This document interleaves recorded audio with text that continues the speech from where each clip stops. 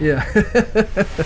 You're listening to Autodesk's Digital Builder Podcast, a show that inspires construction professionals to innovate and use technology to improve how they build our world. I'm Eric Thomas, and I've been working in construction for nearly a decade. And now I have the privilege to sit down with industry trailblazers to hear how they're solving construction's biggest challenges and redefining the future of the built environment.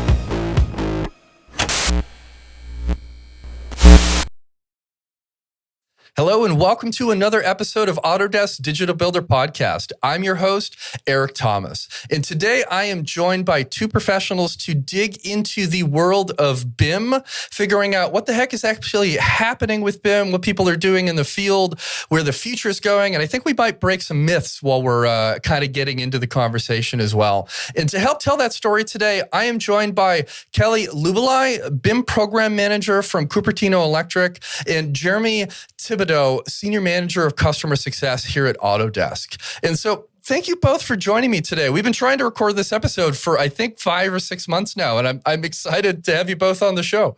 Well, thank you. Yeah, I'm really excited to be here. I think this is a great topic. Really happy to be here as well. Looking forward to a good conversation. Obviously, BIM's been a part of my postgraduate life the entire time, and really excited to talk with like-minded people.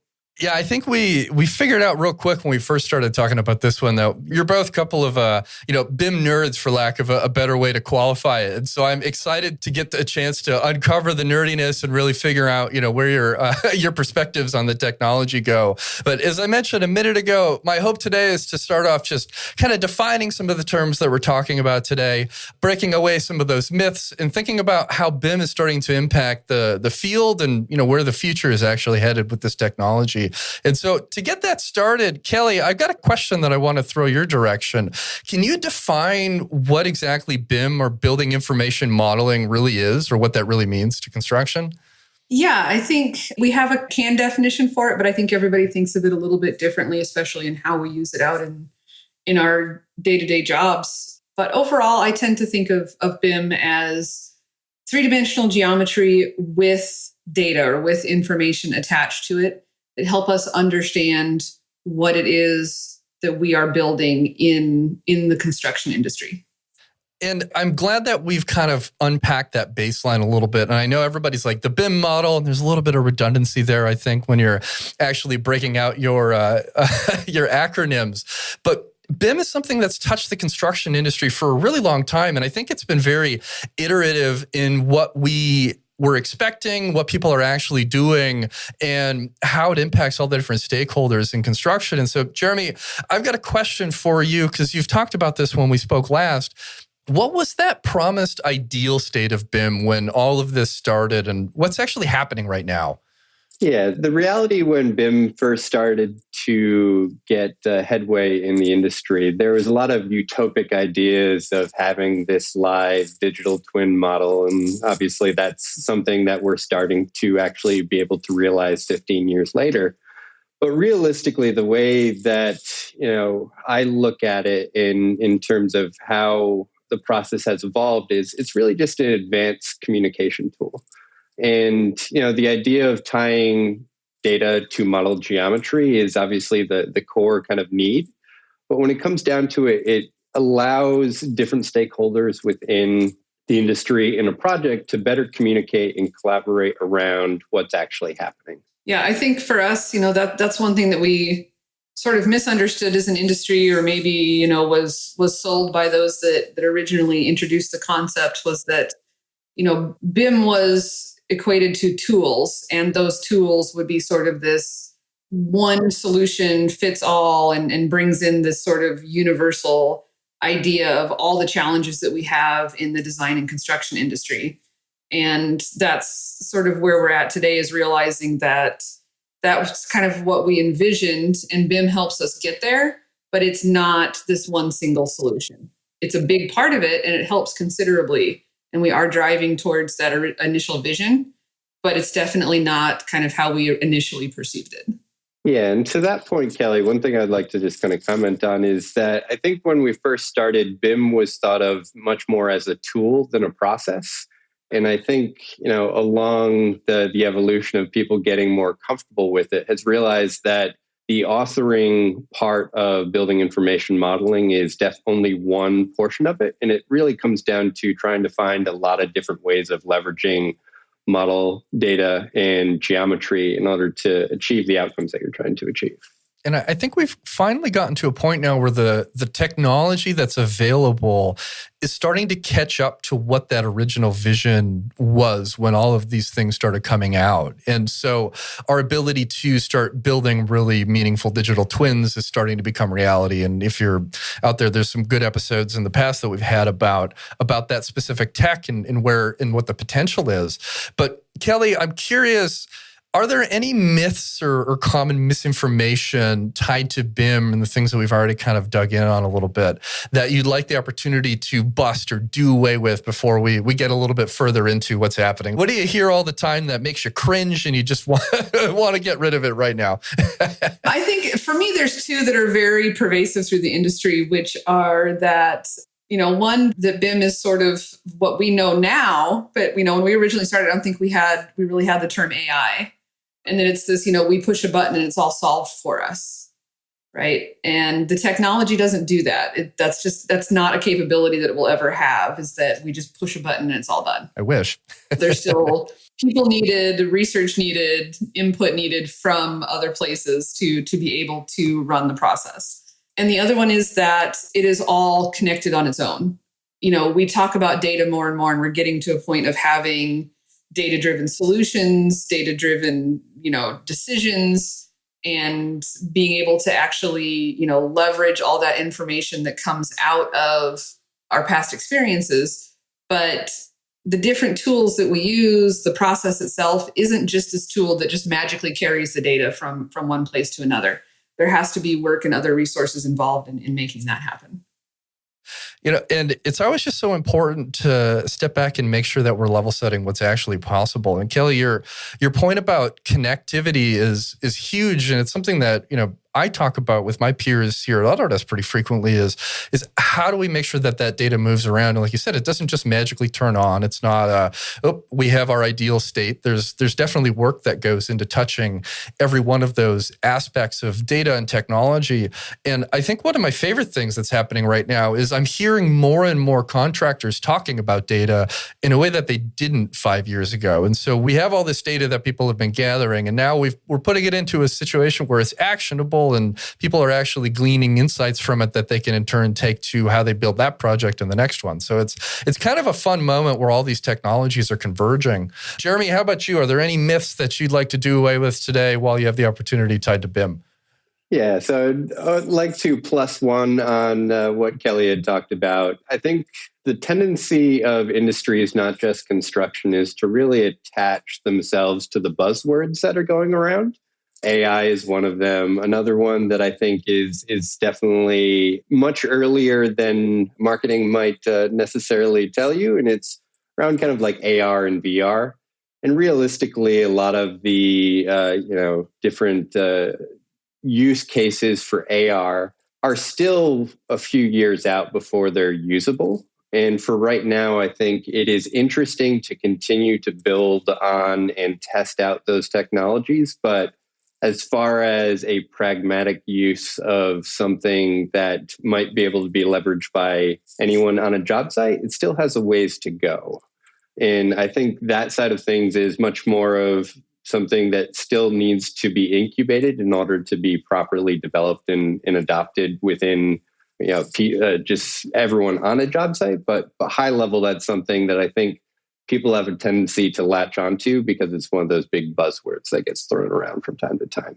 And I think there's some misunderstanding sometimes about what things like artificial intelligence and augmented reality and machine learning can actually accomplish. And I think originally there was concern and hesitation about it being kind of a job killer per se. And that's absolutely not the case, because I think the key term there is augmentation. It's more of a, how can we help people do what they're trying to do and what computer can do at scale that a person can't do itself. I'm excited to see where that tech goes. I do know that the cost has come down for things like VR and such compared to where it was even 5 years ago. So it's an exciting moment, but I appreciate your transparency on the viability from your your seat as far as project readiness for some of the workflows that are being promised. But on that note, I'd love it if you could extrapolate a little further, Jeremy, on how are most companies right now actually leveraging BIM on their projects? Like, can you give me a sense for what the standard implementation of the technology looks like?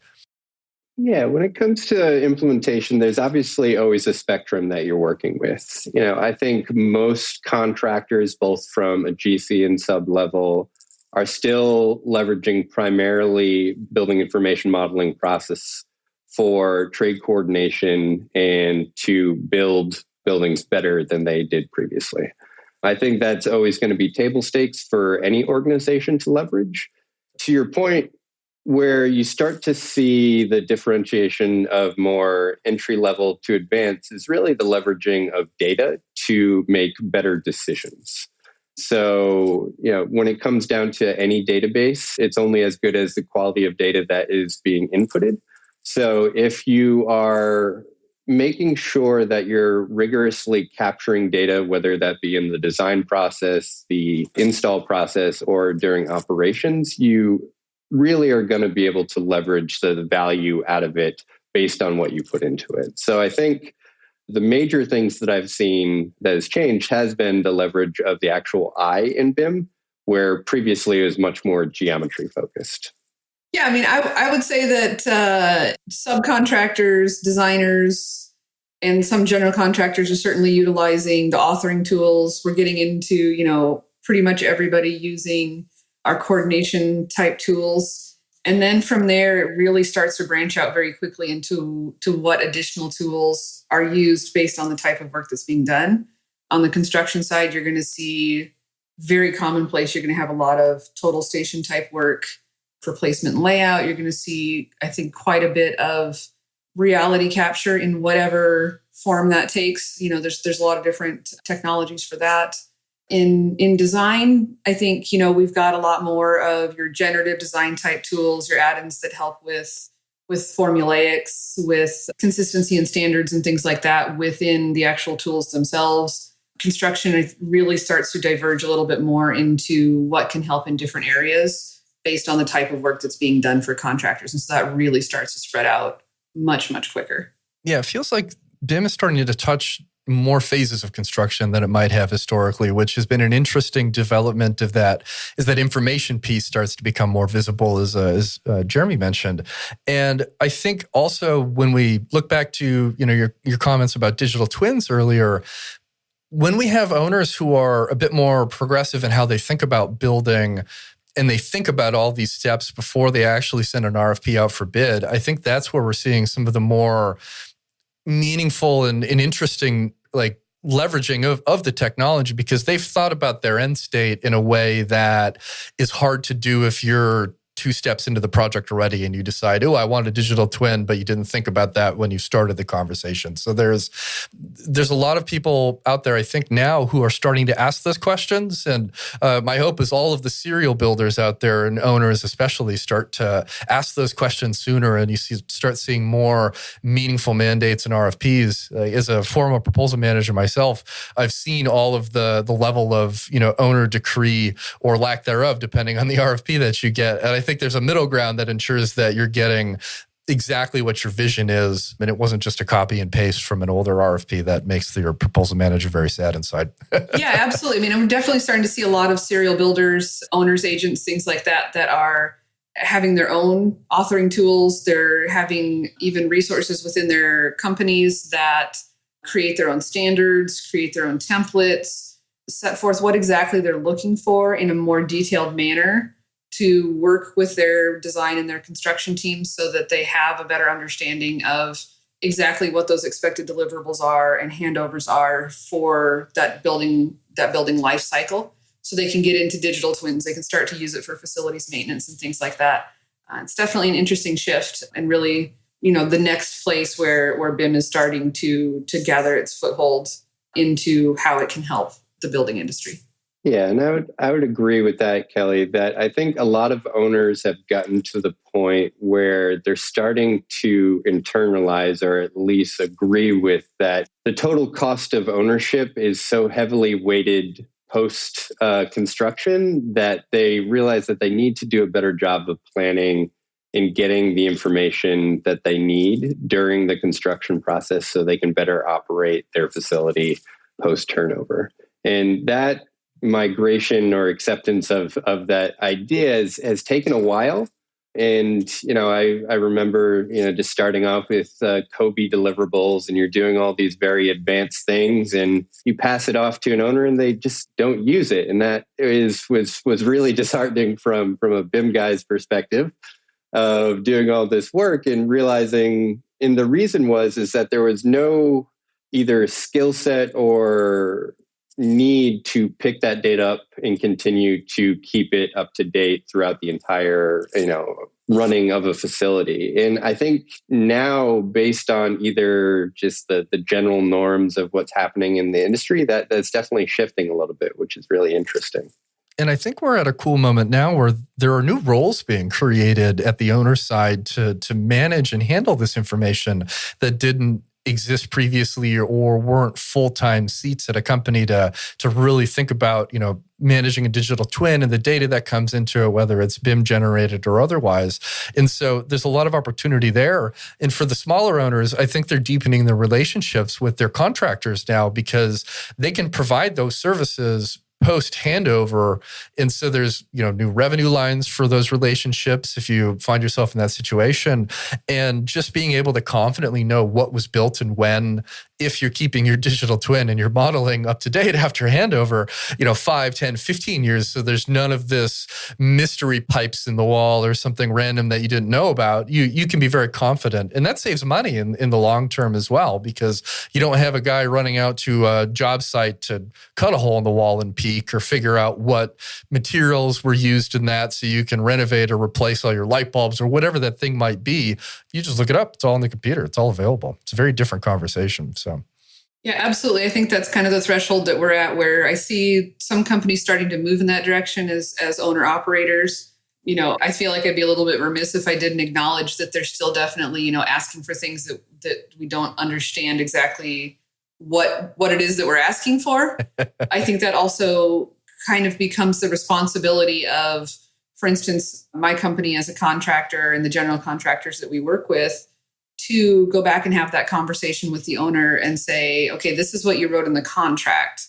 What are you trying to get to so that we can provide that and not just take a guess and do this additional work? Because what you're asking for costs money, right? And these owners are starting to recognize that there's value here and invest more at the construction part of the life cycle so that they can get value out of it through the rest of the life cycle. And so, we can help them as being, those who have been doing this longer and say, okay, I know that you asked for this. Let me make sure that I understand what your deliverable is here, what your end goal is, so that I can get you that and not get you things that you don't need.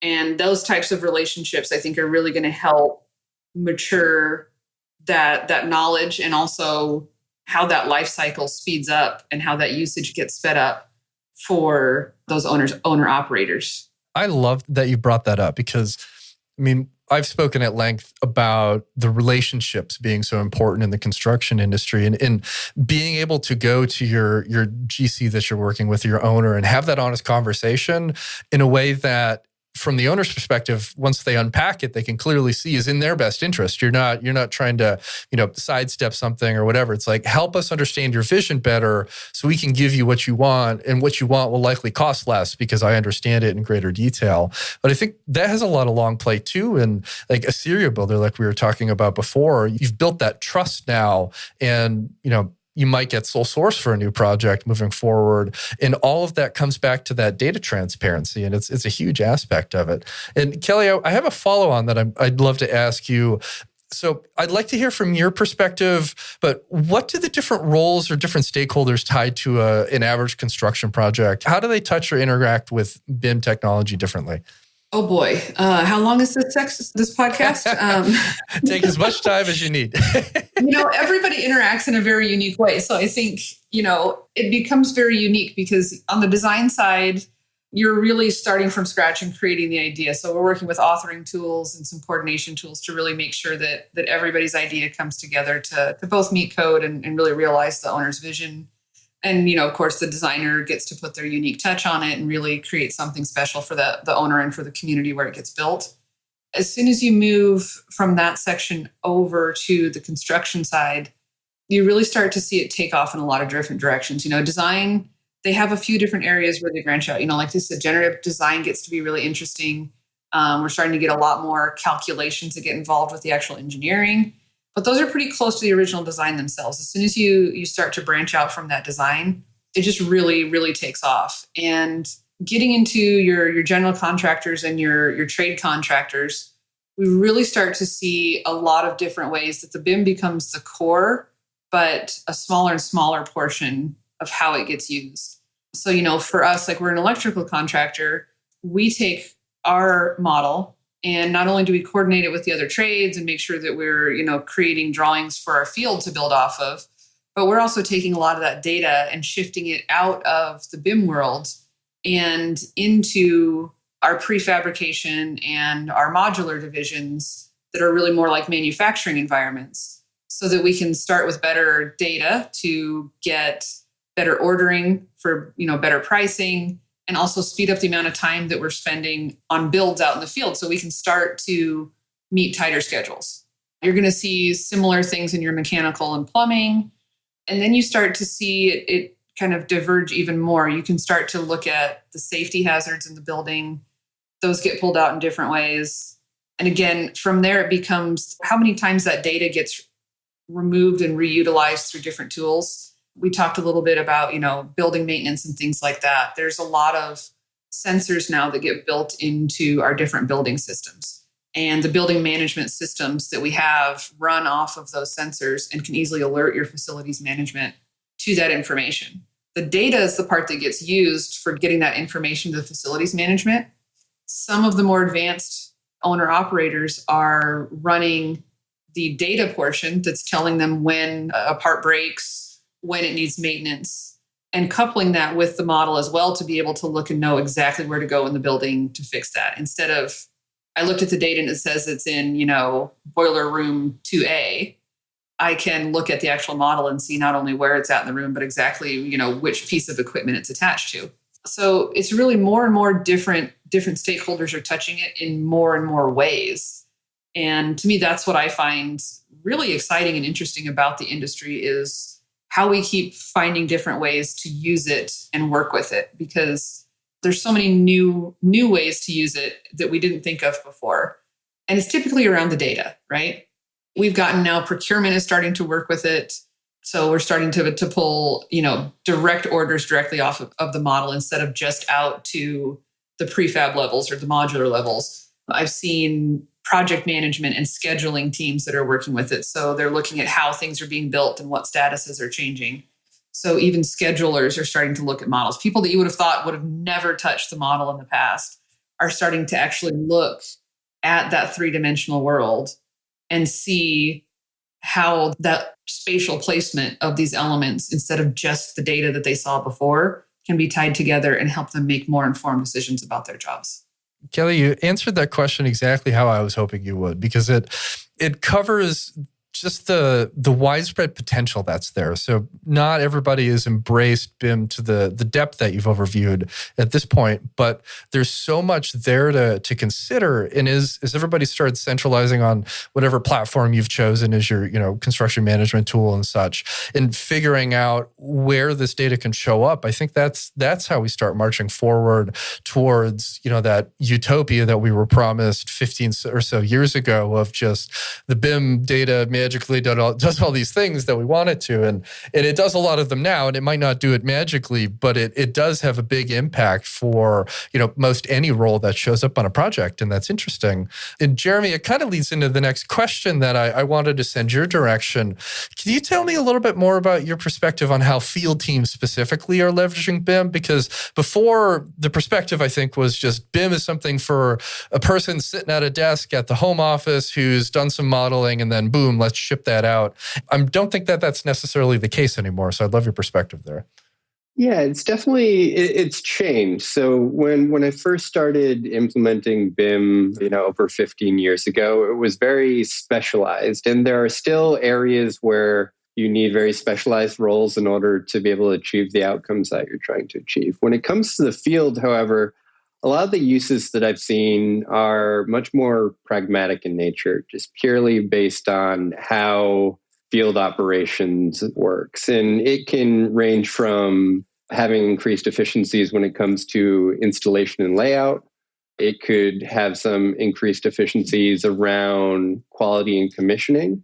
And if you are kind of collaborating around assets, model-based assets that are tied to physical assets in the field, you can really start to get a lot of the full life cycle value that you're trying to achieve with the overall process. So whether it's tracking precast material from fabrication into installation, whether it's working with the air handling unit from procurement, which are obviously long lead time items, and into actual installation and coordination. So, it definitely varies depending on what you're working with, but it's much more about getting what happens in the design and coordination phase properly installed and up and running in the physical space. And the hope is that you're able to capture a lot of that important information in terms of O&M information for that turnover kind of post-closeout. So the reality is it will change depending on who's kind of managing it, but there are a lot of different ways to leverage value out of just 3D geometry, combining it with data through more pragmatic processes. Yeah, I think, one of my favorite examples that comes out of that, which is just to me a fairly mundane activity that we do out in the field with our installers, is, getting access to the model on an iPad or a station that they can quickly access.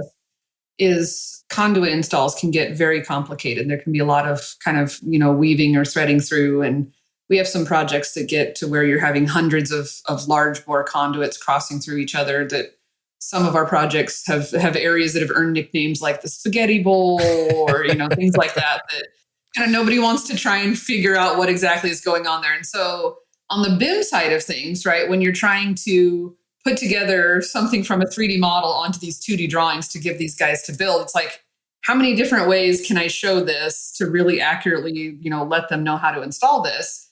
And we've gotten to the point where these installers out in the field, they know that, hey, I can just zoom in on this area and look at it. So all I just really need to know is just that real basic, like, give me that plan view, give me a small section. And the rest, I'll just go in and look at it so that I know, okay, this one goes and jumps over this one, and this one goes under and twists around this one. And they really use that in a way that we never would have thought, and actually even then shortens the amount of work that we have to produce for them and lets us work together in that way. And that's been a hugely beneficial one for us. Yeah, to build on that, Kelly, back to like my original comment of BIM is really just an advanced communication tool. I really agree with your sentiment that realistically, if a picture is worth 1,000 words, a model's worth 1,000,000, because it allows you to take your own interpretation of what something looks like from an innumerable different kind of perspective. So you can truly internalize what's happening. And you don't necessarily have to pantomime or use your internal kind of experience to be able to visualize what's from a 2D space into a three-dimensional kind of space that you're working in. Absolutely. Yeah. It's fantastic. It's those unintended benefits that we never really realized, I think, that really are some of my favorite parts of the tools that we use. And that's really neat. I'm sure a deeper glimpse into the spaghetti bowl helps unpack that order of operations in a way that you might not have been able to do with 2D plans, because when things are so complex and interconnected, I mean, our buildings are getting incredibly complex, especially if you're like looking at life sciences or anything else. And so to be able to deconstruct that in a more useful way for somebody who's actually out in the field who needs to in turn then install all of those things that they're looking at seems like a tremendous win. Kelli, so building on that question, I'm interested to hear, where do you see the biggest potential for field-based BIM implementation, both in the near and distant future? Honestly, I think there's really two places. A little bit more, I think, or robustness of that integration between what do we put on a sheet versus what do we look at in the model, and what's, how is that beneficial for the people out in the field? Because I think we're really just hitting the tip of the iceberg for that, as far as the skill set of the people out in the field and what they can read off of the model and what they can look at versus, what we're producing. And so I think as they become more fluent in using those tools and working with the model, we're going to see an alteration in that dynamic of what becomes an actual, what we call a shop drawing or installation drawing versus what do I just look at as building off of the model itself. And I think the other side of that is going to be, we have a ton of data that gets packed into those models, regardless of whether it ends up on a drawing or not. And I think there's just going to be a continual expansion of how that data gets used out in the field, whether it's for the actual install or whether it's for the procurement of the materials or any portion of that. There's really a huge opportunity right now in how we expand that in improving the field operations. And we see lots of little inroads, we see some startups that are trying to make them. We see features in different tools, just ideas that companies are home growing themselves to sort of reach into that. So there's really a massive area for opportunity right there as well. I would definitely agree with that, Kelli. I think the motivation for change is around installation in terms of a lot of different macro factors that we're dealing with. Everyone talks about, skilled labor shortages and material prices. I think the more efficient you can get at installation from a quality perspective and just from a productivity perspective, I think is where there's most benefit at the moment.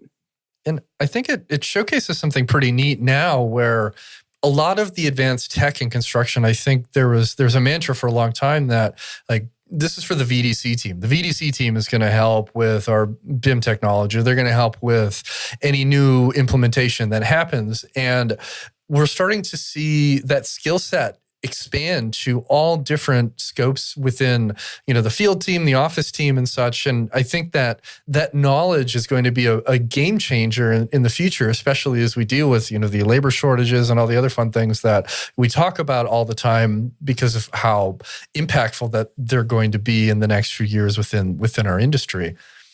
Yeah, on that point, Eric, I think in a lot of ways, the idea of there being a BIM person dedicated isn't going to go away. However, what that BIM person focuses on might change, and some of the more earlier workflows or processes might be a part of just the standard skill set of a foreman or a project manager, rather than some of the more advanced things like robotics and AI and all the buzzword stuff.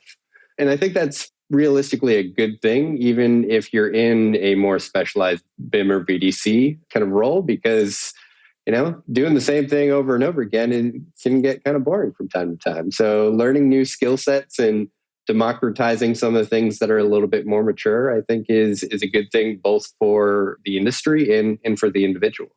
Yeah, absolutely. I think there's, to your point, Jeremy, there's a huge opportunity for shift in the industry. And a lot of us see that there's options for that shift. And we're kind of, working with what we have now and waiting to see how the industry itself shifts to recognize where it goes. We hear a lot of talk about DFMA and productization and, higher prefab and modular work and things like that. And that will create an opportunity for sort of splitting the industry into who's building and creating the modularity, the modulars or the products that become productized, who's designing using those products, and then who's out there installing those products. We also see a lot of, shift in general to sort of more of a minor prefabrication style. And so then are we all taking on prefabrication? And is it more customized prefabrication per project? And I've worked a little bit with each of these. And as we do them, they all require a little bit different skill set. And so as we continue to progress them forward, there's always different tasks to take on that utilize different skill sets. And BIM people typically are the ones that people look to fill these roles. When I first started doing this, over 15 years ago, it was like, oh, you know how to use CAD, so you know how to use BIM, or you know how to use BIM, so you know how to do graphics, or you know how to do BIM, so you know how to do IT work, right? I'm like, well, I might be able to help you, but really I just know this one very specific thing. And now it's starting to be like, oh, well, I can do a little bit of code, and I can do a little bit of data analytics, and I can do a little bit of this, and I can do a little bit of that. And we start to, see those skill sets start to broaden and broaden in what falls into that category of BIM, because we're the ones that are touching all of it. Everybody else is still utilizing it, but their window is small where our window is broadening. And so that definition right now, it's becoming greater. At some point, I think it's going to narrow back again because of kind of how the direction the industry goes on how we're going to decide to progress as far as construction. But for now, it's going to broaden, and then we're going to see kind of which direction it picks and see how it narrows to move forward. And it'll be very interesting to watch that happen. Yeah, you're definitely wearing a lot of hats when it comes to technology in a role like yours, which I think keeps things interesting and exciting because you get to see the change in how we actually go out and build. Hopefully it does narrow a bit more so you don't have to, juggle everything. But I understand what you're saying as far as how we've gotten to the point that we are. It's an interesting moment in the industry. Yeah, very much. I enjoy being able to, like Jeremy said, it can get a little bit, monotonous doing the same thing over and over again. And so, the majority of my work is within our BIM department, but I assist with a lot of other construction technology implementation. And I very much enjoy that because, it gives me exposure to what are other departments or other portions of our company doing and how do they tie back into BIM, because inevitably they almost always do. A couple of my recent projects have been with project management tools and with our modular division and their modeling technology. And their modeling technology, while kind of more manufacturing based, is still going to be informed by our building technology modeling. And so, looking at the interdependence of those two and what's the best way to proceed forward so that we can really be efficient in that process has been an absolutely fascinating journey for me.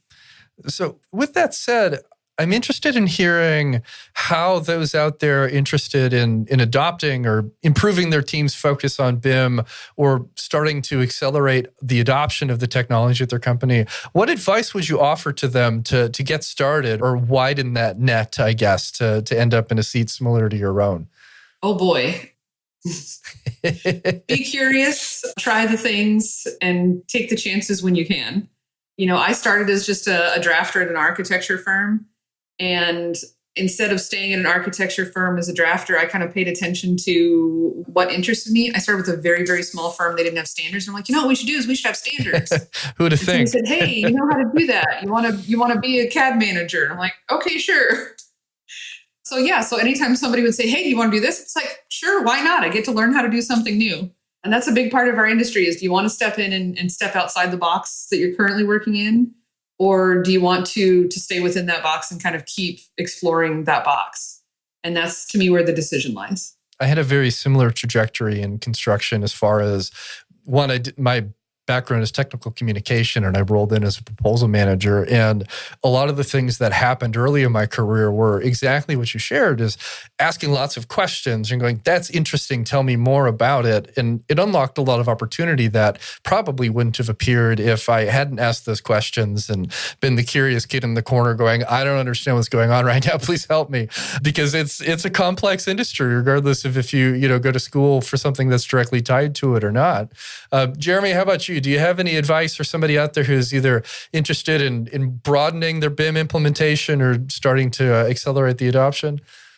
Yeah, so one thing that I would probably say is be very deliberate about the amount of time you spend on different aspects of kind of innovation or implementation. And what I mean by that is, you can really kind of break it up into three different areas where you have your incremental innovations, which are much more pragmatic in nature, but it's making minor little tweaks to your process in order to be a little bit more efficient. The next would be kind of adjacent. So something that is just outside of your core responsibilities that you might be able to get some benefit on. And then there's that transformational. And I think the trap that a lot of people fall into is they focus so much on the transformational that they forget about the incremental adjustments that they can make, which are much more impactful in the short term and will actually help you be more effective at getting to that transformational in the future. So I think, to my point before of the buzzwords are those transformational side of things. And the reality is if you focus on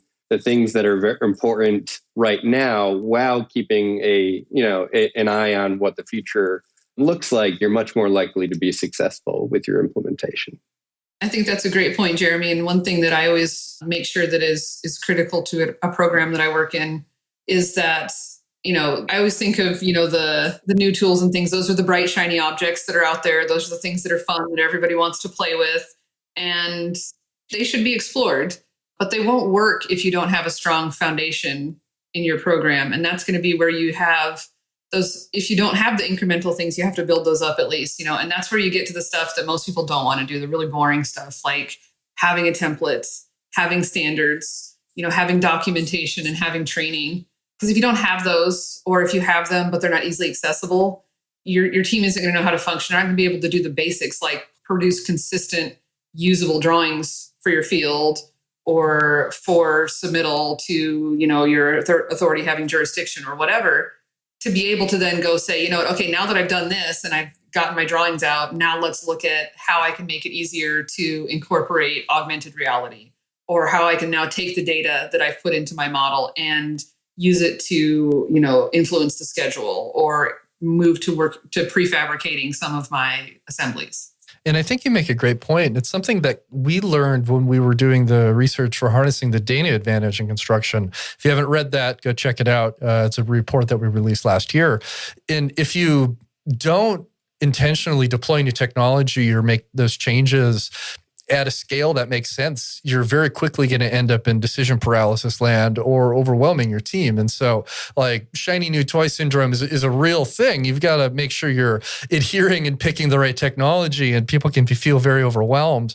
And I think it's safe to dabble in those toys, but just make sure that the dabbling is at a scale that's appropriate for you to prove out that new technology for your team, and then also, bring some champions along the way to ensure that adoption does end up happening at a wider scale. But Kelli, you're absolutely right. The standards need to be there. The training needs to be there. Your foundation isn't. And if they aren't, that's your starting point. That's your small little bites that you start hitting before you go, okay, now let's see what augmented reality can do for us, or whatever that other thing you happen to be interested in or chasing. But I've got one more question for both of you today, and it's something I ask every guest, and it's one of my favorite things because the questions or the answers to the question range very, very widely. And Kelli, I'm going to put you on the hot seat first today, but could you tell me what is one tool that you will always bring to every project that you work on? Oh boy, I'm going to go with a really trite answer, and I'm going to say an open mind. Because, I started on the design side, and moving to the construction side, one of the things I learned very quickly is that no two projects are alike. And I even knew that on the design side too, but it's much more prevalent on the construction side. And so listening to the people that are doing the actual work about what their challenges are and what's preventing them from feeling successful is what's going to help you know how to help them and how to make their job easier and more efficient, as opposed to just going in and telling them what's going to be the best. Whether it's something, if you have to go in and implement a tool that's already existing and they don't have a choice, that doesn't mean you can't still listen to them first and explain how the tool will help with those particular issues. Or you can sit and listen to them and find other ways that may help them as well. But there's always an opportunity to make the life of the person who's doing the install or the person who's doing the modeling easier if you take the time to listen to what's challenging for them. I love that answer because I think it highlights a mindset change that has been happening in our industry in the last 5 to 10 years as well, as far as having more of an open space to have those types of conversations instead of being as prescriptive as somebody might feel inclined to. Because I have a bunch of experience, this is how you should do it. And being able to listen and hear where you might be able to deviate a little bit from your own expectations to help empower other people, I think has a huge ROI, both in that particular moment and then, building that relationship with that person or that team that you're working with as well. So it's a multi-layered thing that doesn't necessarily feel as easy as it might initially, but once you start doing it, it's huge. It has a huge impact. So Kelli, I love that answer. Jeremy, how about you? What is one tool that you will bring to every project that you work on, regardless of what project it is? So in some fashion, Kelli stole my answer, but I won't hold it against her. And it's a slightly different answer, but the same sentiment. And it's bring your listening ears. And realistically, whenever you walk into a job site or a trailer, it's about listening to the people that are there and the challenges that they're running into. And that can help you be more effective in what you're trying to achieve by listening to them and trying to, in ensuring that they get what they need out of it. Like an old adage or story that I used to do would be, I'd go to a job site as the BIM guy and I wanted to do these, fun, geeky things. But realistically, what my superintendent cared about at the time was doing a site plan. So a entry level to build a relationship was figure out what's important to them while they're mobilizing. And I did some modeling of the site. And that was very pragmatic use of the technology. It was a communication of where the tower crane was, where the trailer was going to be, where the porta potties, all the real essentials. And from there, it was a much easier time to figure out doing, maybe this could be an opportunity to put in a concrete sensor to figure out curing rates of certain things. They're more willing to entertain the geeky aspects of being a BIM person if you help them achieve some of the more pragmatic things. So I've found that both from a construction side of things and just in general, if you enter conversations with the intent to listen and not to respond, you're much more likely to get the outcomes that you're hoping to achieve to begin with. I like that. And I think it's immediately adjacent to what Kelli shared. So you're both on the same wavelength today, which is awesome. But it sounds like once you've proved to that person you're working with that you can meet their needs and goals and expectations, you've given yourself a little more runway to slip in something that's maybe a little bit outside their comfort zone, whether it's advanced technology or a process deviation or something. And both of what you shared really comes back to, again, is just that relationships foundation that is so prevalent in construction as well, which can make or break a building project depending on, how well or how sideways that relationship might be going with the different stakeholders you're touching. So I appreciate you both, coming to the table with such interesting answers. And we're getting to the end of the show today. So do either of you have anything you'd like to plug or share with our listeners today? Kelli, I'm going to put you back in the hot seat. Sure. It's come up a couple of times. So I will mention that there is a wonderful conference happening in March of next year called Advancing Prefabrication out in Phoenix. Weather should be not too terrible at that time of year. And it is a great way to learn about how the construction side of the industry is moving in the direction of more productization, more DFMA, and accelerating schedules on the job site while still being a little bit more cost conscious and finding new ways and creative ways to get buildings built. Nice. I love it. And the pivot in more open conversation tied to prefabrication and modular construction in the last few years has been an encouraging one to see, because I remember when it started coming up when I worked at GCs before, it was always, what can we prefab to meet this RP requirement? And I was always just like, our casework or something very simple. And the complexity that we're able to introduce with prefab now in a very polished way, it's not boring, bland, compartmentalized boxes. It's a totally different game is huge. So I would say absolutely make sure you check that out. And especially if you live, in Oregon like I do, the weather's probably going to be much better in Phoenix that time of year. Jeremy, how about you? Do you have anything you'd like to share today? I think just from a high level is just a personal plug. If you want to have an interesting conversation or talk about tech, I am a BIM nerd through and through, so love to hear from you. What's the best way for them to find you? LinkedIn, or are you bold enough to share your email address? LinkedIn's probably the good first start. All right. Kelli, how about you? Would LinkedIn be a good place for listeners to reach out to connect with you? LinkedIn is perfect for me. If you can get that name typed in there, I'm going to be the only one that comes up. My burden is I have the most generic name ever, so it takes a little bit more effort to find me. But with all of that said, both of you, thank you so much for joining me on this episode of Digital Builder. If you out there listening have any questions for me or want to suggest a guest for a future episode, you can reach out to me on LinkedIn. Eric Thomas. I'm the only construction manager of thought leadership at the company, so you shouldn't have too much trouble finding me. Or you can also find me on Twitter at builder_digital. Also, one thing that I'd like to plug, we have started releasing video podcasts that were recorded at Autodesk University, and there's going to be many more of those, both from AU and elsewhere, on the Autodesk Construction Cloud YouTube channel. So if you want to watch some of our recent episodes, that's a great place to check that out.